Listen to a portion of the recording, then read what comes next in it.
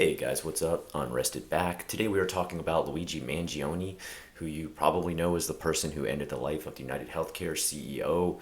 No matter what your thoughts on this case, I'm going to stay neutral as far as that is concerned. I don't want to pick a side or promote any sort of activity like this. Obviously, I need to stay very neutral to keep my channel monetized. But what I do want to talk about is this Luigi Mangione, who's now facing all these criminal charges, did actually visit Japan, did actually write quite a bit about the future of Japan, what he thought about Japan. And also, just want to say a couple things I'm dealing with. Number one, I got my family in town right now, so video production this week's going to be down quite a bit. I got a bad cold right now, so I may be coughing through this video. I apologize. My voice is really raspy. And if I'm mispronouncing his last name, I apologize. I have no background in Italian, so, again, my apologies. Let's jump into this and read some of the stuff that he wrote and what he thought about the future of Japan. If you're wondering what article I'm using, it's the Daily Mail article that says Luigi Mangione's bizarre rant after a trip to Japan. Let's take a look. We're going to just read the stuff he wrote. Mangione aired his views at length on his X account. Modern Japanese urban environment is evolutionary, a mismatch for the human animal, he wrote.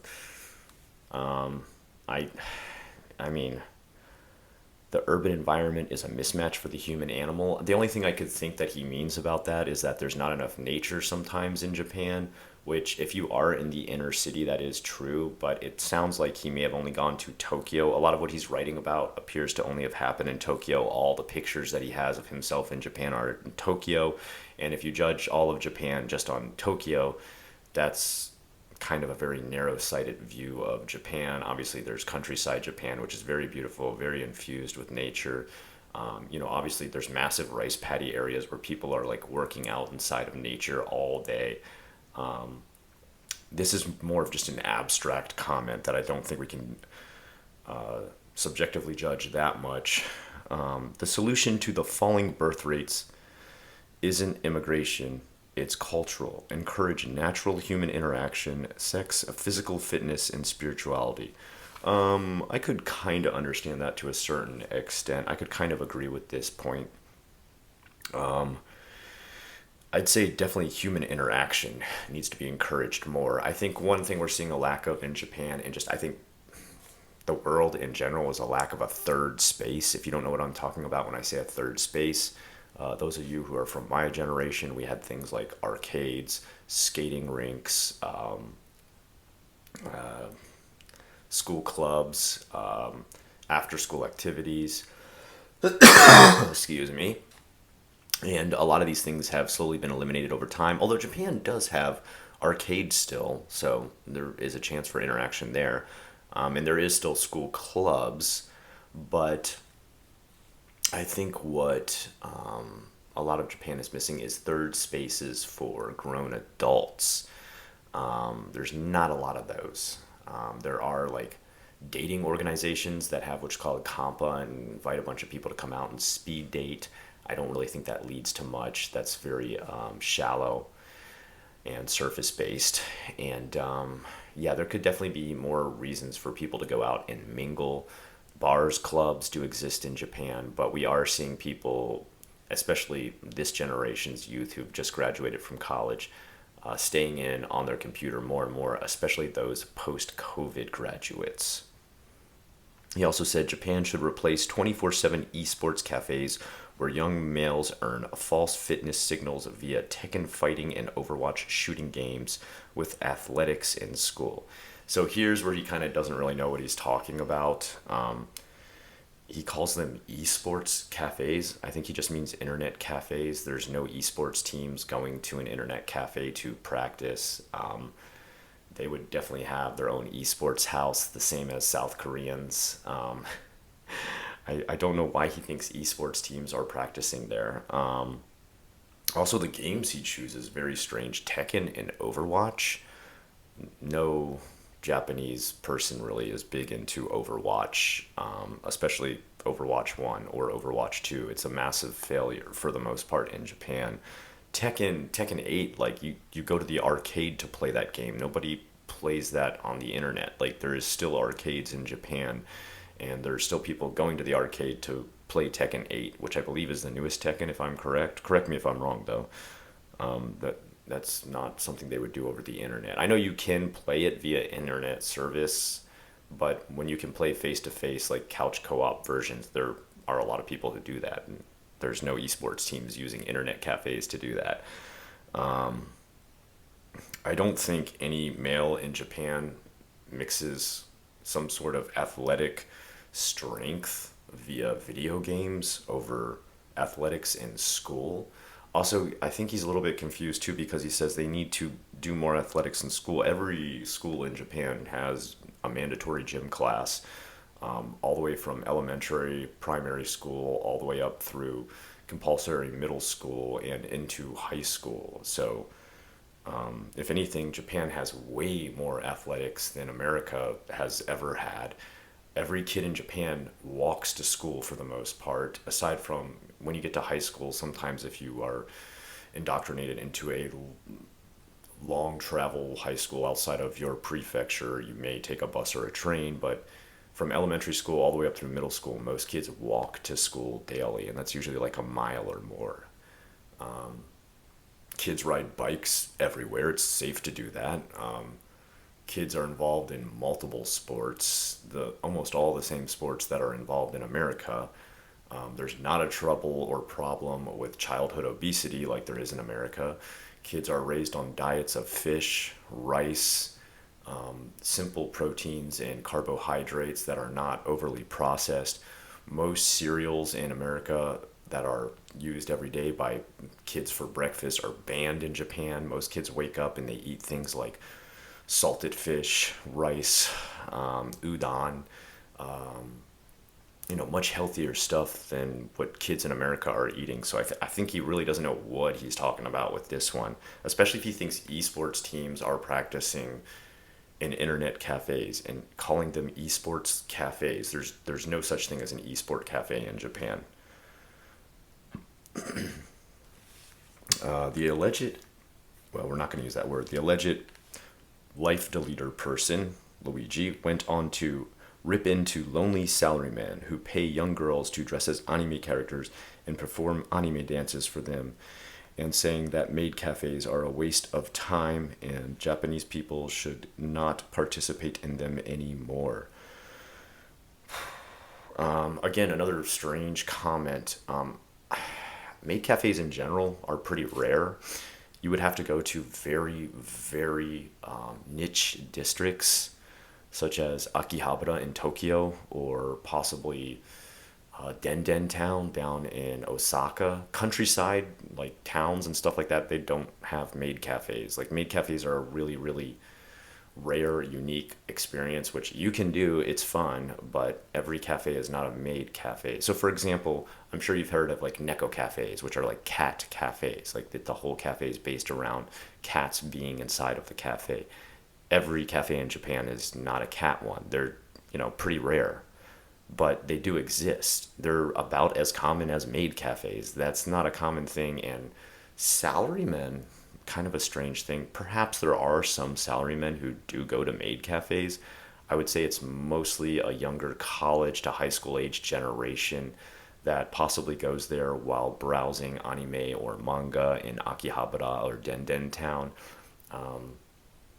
They're not overly used by Japanese in general, and just like you might think, and I'm not judging anybody who does this, if you think somebody is weird for going to one of those, or you're like they're an anime otaku or a manga otaku, the Japanese think the same thing. They don't think it's like super cool or want to replace their entire social life with maid cafes. It's not something people are overly addicted to. Perhaps if someone's really into a certain anime and that anime is the theme of their maid cafe near them, they may go there more often, but maid cafes are not a massive thing. They're not like super, super popular in Japan. They're also very, very rare. They're about as common as, like I said, cat cafes. And I don't know if he thinks every cafe in Japan was a maid cafe. Um, Very, very strange thoughts. Like they're they're definitely not affecting the population of Japan whatsoever. People aren't replacing like their social life with maid cafes. Mangione also spoke about his worries via email, saying Japanese citizens appeared overly obedient to the point of being NPCs. Japan is peak NPCville, Mangione wrote in an email. There's a scary lack of free will in this country. I have to tell you a story from my morning today where I saw a dude have a seizure on the street and ran 2 blocks to the police station. They followed to help me, but refused to walk across empty streets and waited for the light to change before crossing the street while a man was seizing on the ground. Okay, so I want you to imagine Mangione, Luigi Mangione. He's in Japan. He's been there for like what, maybe a week, maybe more, and he sees this, which is, I'm glad to hear he wanted to get help for a man seizing for having a seizure on the sidewalk. He goes into the police box, which is called the Koban, and he begins absolutely like panicking and yelling, "Hey, quick, come over here. There's a guy seizing on the sidewalk." And first of all, the police are not like, "Ah, yes, of course, American. We speak perfect English and we understand everything you're doing and telling us."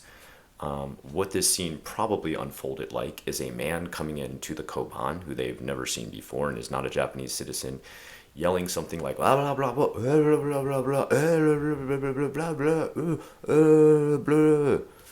That's what it sounded like to him because, for the most part, most Japanese don't speak English.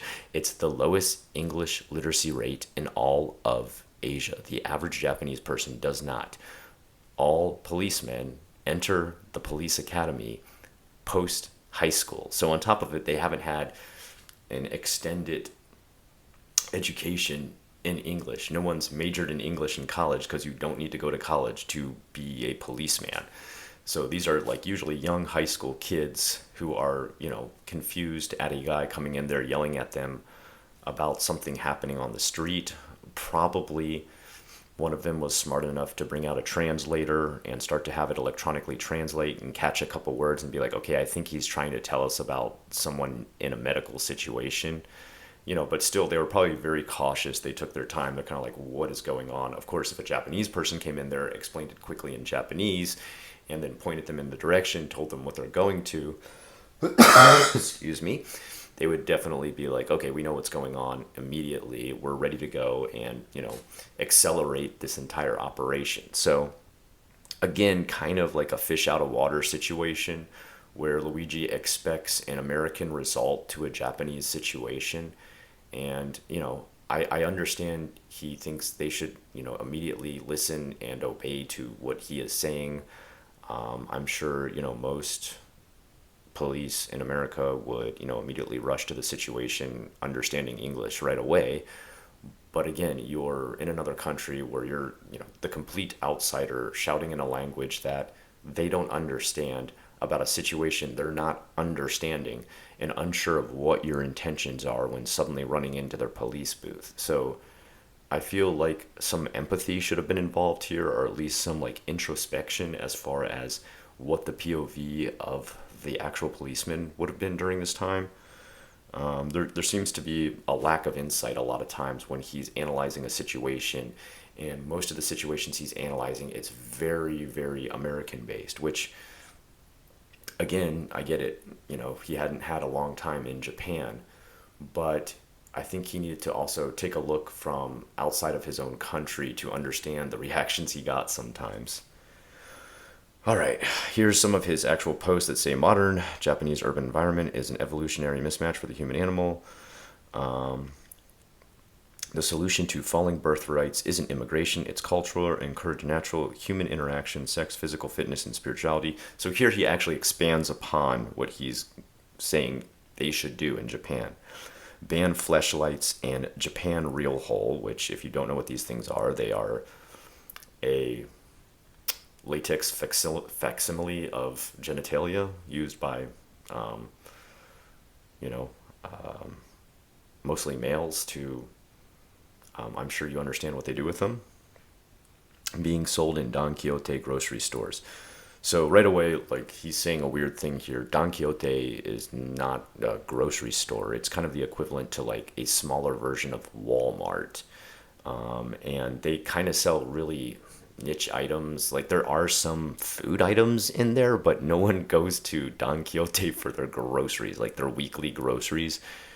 I don't imagine anyone would go to Don Quixote. So saying this grocery store shouldn't be selling these weird sex items means he didn't even understand Don Quixote is kind of like a novelty store. It's kind of like a mix between if Spencer's and Walmart had a baby. That's what Don Quixote is like. There's like goofy T-shirts, some wacky clothes. There's literally like cosplay costumes in there. There's all kinds of snacks from all over Japan, usually prefecture-based snacks, and yeah, there is a place in the back, and it has a special sign on it that says "Don't go back here unless you're 18." That has that kind of stuff. But Don Quixote is not a grocery store. It's a place where a lot of hosts and hostesses shop. It's a place where the modern hoi polloi of people in the most populated shopping areas, such as Shinsaibashi, Shibuya, places like that. They go in there for all kinds of crazy items and stuff. Thinking that was a grocery store means he didn't really understand what was going on in Japan. A grocery store in Japan would be like Ito Yokuro.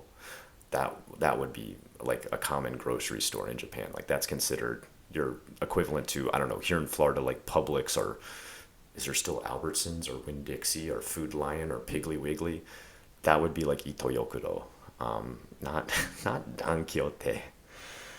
Replace conveyor belt sushi and restaurant vending machines with actual interactions with waiters. Okay, so again, he doesn't understand. He's talking about kaizen sushi. That means sushi that comes on a conveyor belt and is prepared by chefs who send it down the belt. This is a novelty, again, a novelty thing to do. Like, if you go to a nice restaurant that is a nice sushi restaurant, you're sitting face to face with the chef and you're talking to the chef directly, and they're making you custom slices of sushi. These are very expensive upscale restaurants. If you want to go to the fast food version of a sushi restaurant, you go to Kaizen Sushi, conveyor belt sushi. These are usually places people take young children because they don't want to interrupt the atmosphere of fine dining at a face to face sushi place. He doesn't seem to understand this. Most sushi restaurants are these face to face places where you sit at a small bar, face to face with the chef, maybe another person next to you on both sides, and you order piece by piece and have it hand cut and delivered to you. You definitely have to talk to the chef to get these. You can't just sit there and be like, put it on a conveyor belt. Conveyor belt sushi is kind of a fun novelty situation for young kids and families, or maybe people who want to eat like a massive amount of sushi, like super eaters and stuff like that, or competitive eaters that exist in Japan. I'm sure you've heard of like Kobayashi and stuff like that, who are like competitive eaters. One of the places they go is conveyor belt sushi. There's such a different atmosphere at these kind of places. For example, the plates that you get, they're all stacked and they're different amounts of dollars that you pay for them, or I should say yen. And as you collect these plates from each sushi you eat, because each plate only has like two sushi on it, some places even have machines where you can drop the plate in, and it works like a slot machine and comes up with games and prizes that drop out, like a gotcha machine, one of those capsule machines where you turn the knob and something comes out. So it sounds like he really didn't understand the purpose of conveyor belt sushi. Oh, here we go. This is the thing about maid cafes again. Heavily stigmatized maid cafes where lonely salarymen pay young girls to dress as anime characters and perform dances. Well, first of all, no one pays the girls to dress up. Their uniform is whatever the theme of the maid cafe is. That can be their own unique theme, or it can be based on an anime, and they come to work dressed as that. Like they get there, that's their uniform. Nobody pays them extra to dress up. They do dances and sing. Yeah, that's like part of the menu. It's like ordering food. You order the song or the dance and they do it. Lonely salaryman. I don't know why he thinks everybody who eats at a maid cafe is a salaryman. I've seen groups of girls go to there because they love the anime theme. I've seen couples go to there because they think it's a unique experience. And again, I want to reiterate, maid cafes are rare. They're rarely created. They're for a niche audience. They're not known for great food or great service. They're just mostly known for having a theme. And if people enjoy that theme, they go to that maid cafe. But I mean, maid cafes come and go. They're not like overly popular or, constantly flooded with just lonely salarymen. Revitalize traditional cultures in Japan, such as Shintoism.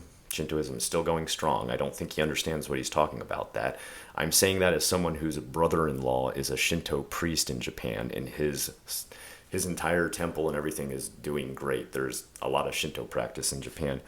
Okinawan karate. I don't know a lot about Okinawan karate.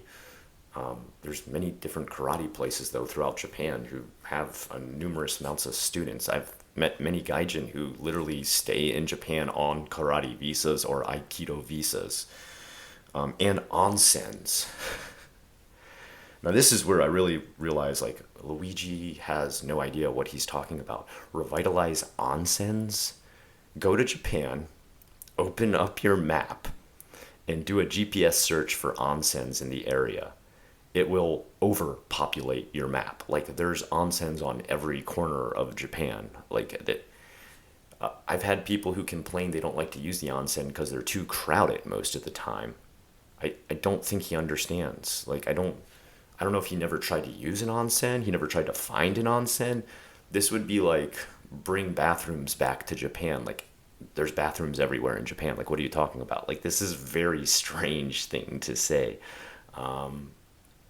This is someone who had a very, very narrow view of Japan and maybe a very narrow experience. I don't know if he was on a tour group or what, but it sounds like he was only able to see a very small part of Japan. I'm really confused.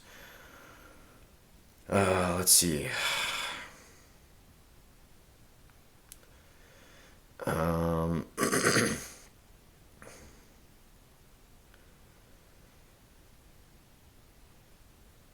Aside from that,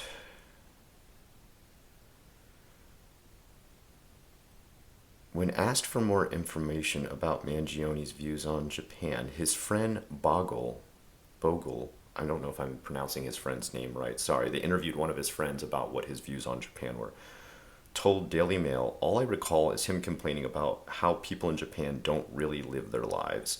I can kind of agree with this one where there's kind of like the zombie workforce. I feel like a lot of people in Japan have to work too much, too hard, and too long. I've talked about this before. I mean, when you have a word like karoshi, which means death from overwork, in your vocabulary, there might be a problem with how many hours people are working. So I can somewhat understand that, although I don't know if that was his direct point. He also said most of the young men are addicted to video games, pornography, or shallow entertainment. Very subjective comment. Quite frankly, people working in Japan don't have a ton of time for video games. Like, if people are working full time, they work so much that even if their hobbies are video games, playing guitar, whatever, they don't get a lot of time to do it.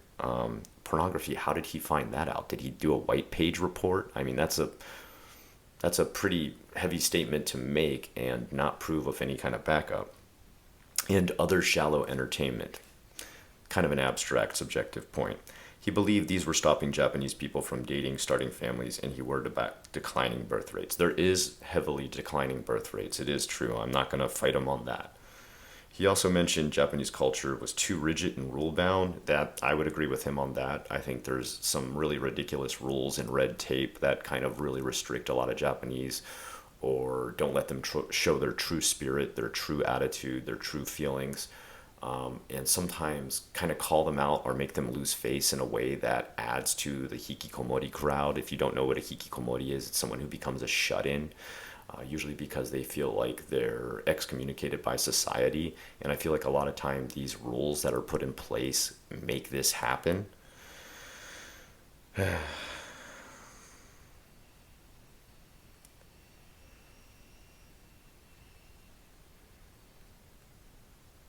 together with these. June said he knew nothing about Mangione apart from this and said he was hopeful for his arrest. Oh, so he met somebody in Japan named June who he became friends with, and that guy was happy to see him arrested. Well, that's what had happened eventually. He was arrested, and he is currently facing a lot of jail time. Again, I want to end this by saying I don't promote or advise promoting what Luigi Mangione has done. I do say and understand healthcare in America is just screwed. It's a mess. It's horrible. I agree with both the left and the right side as far as their views on how crap and how evil United Healthcare is. I don't feel a lot of sympathy for the company itself. They're very evil with their policies. They're evil with the way that they've created an AI that would go out of its way to not give people their money after paying years and years and years into a system that never helps them repay any of the debt that they get created via medical emergencies. And I think it's not just United Healthcare. I think it's almost all healthcare in America is pretty crap. I will say that's one thing Japan's got up on us here in America. America versus Japan healthcare. Healthcare in Japan's way better. It's little to nothing. You do pay a little bit, but once you get a job, they have to pay, I believe, 70%, and you pay 30%. And I think it changes slightly if you're doing temp work or part-time work. There's some change in how much the percentages are via the hours you're working. Once you go and get whatever you need done at the clinic or the hospital, the fees that you pay already include your pharmacy bill as well. So you finish there, go to the pharmacy and get whatever medication they've prescribed for you. I will say in general, a lot of the medication in Japan though is a lot weaker. It's just not really very helpful sometimes to larger frames, bigger bodies, taller people. I'm not even a big dude. And I've found quite a few times where they'd be like, here, take this. I had a pinched nerve in my back one time, and they just gave me like patches that were like cool and hot to like relieve the pain. And I was like immobile. I was so messed up from my back being pinched. So sometimes, they do rely on holistic stuff a little bit too much. But for the most part, you never end up broke. You never end up bankrupt. Of course, if you want to, do elective surgery and stuff like that, or things like plastic surgery, you might end up breaking the bank. But they even have a rule where kids, anybody under 18, any kind of medical problem you have, you'll pay $5 the first time, $10 for any follow-up, and after that $10, you never pay more. And that's even if like the kid has like, cancer surgery or like heart surgery. A parent never has to pay more than $10 max. So very reasonable situation with how Japan works as far as national health care is concerned. Nonetheless, I'd like to hear you guys' feedback on this situation. What do you guys think of the Luigi Mangione situation? How do you feel about his ending the life of a CEO? How do you feel about his comments on Japan? If this is your first time on my channel, my name's Unrested, and I cover all sorts of topics from Japan as far as moving there, living there, changing your visa over there, all different types of situations. So hit me up in the comments below if you have questions about that. If you liked what you saw today, I'd really appreciate a like or even a subscription, which would be awesome. You can also check me on my second channel called Osoroshi Nights, which I will leave a comment on promoting down in the comments below, which covers all sorts of scary stories, urban legends, and cryptids from Japan. I will be streaming again soon after our winter break is over. As I said, my family's here right now, and I owe them all my time. But I wanted to give you guys a little bit and say hi and hope you're having a great holiday, and hope you have a great new year as well. If I don't see you before then, have a great rest of the day.